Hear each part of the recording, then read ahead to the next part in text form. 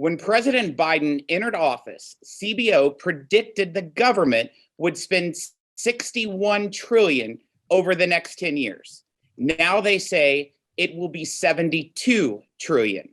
When Biden entered office, CBO predicted the government would run up just over 12 trillion in deficits over the next 10 years. Now they say it will be close to 16 trillion. When Biden entered office, CBO predicted the government would spend 4.6 trillion on interest payments over the next 10 years. Now they say it will be over 8 trillion.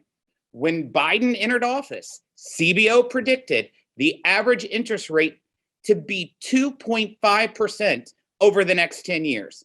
Now they say it will be 3.5%. Their prediction for this year has nearly doubled from 1.3% to 2.4%. The inflation forecast for 2022 and 2023 combined is 64% higher than what CBO predicted when Biden entered office. And that might be overly optimistic. After all, CBO projects inflation to be 4.7% this year, but inflation has already increased by almost 4% in 2022. Also, perhaps overly optimistic, CBO's economic growth predictions, real GDP growth is projected to be 3.1% this year, but GDP declined by 1.4% in the first quarter of 2022. Under every metric, President Biden has worsened the balance sheet of the federal government. The economic outlook for our country and the fiscal health of American families. So how did we get here? Democrats passed their $2 trillion American Rescue Plan, even though the economy was well on its way to recovery.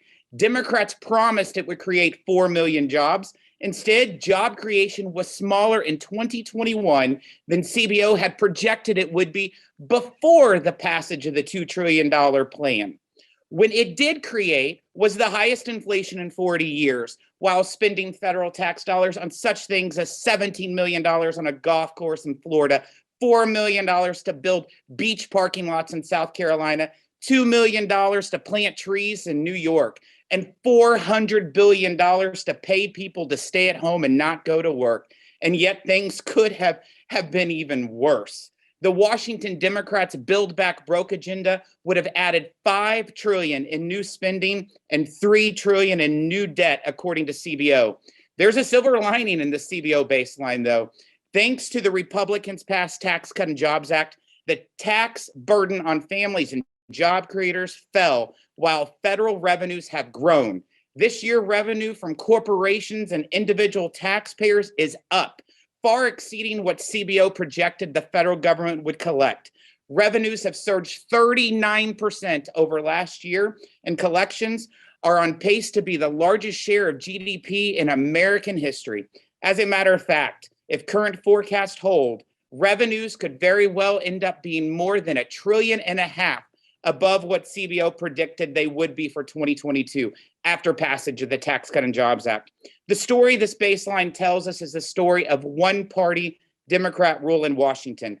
After 1 year, we have trillions more in spending, an explosion of new debt, record inflation, a supply chain crisis, and the highest gas prices ever recorded. And now a baby formula shortage? This is the legacy of President Biden's first year in office. I yield back, Mr. Chairman.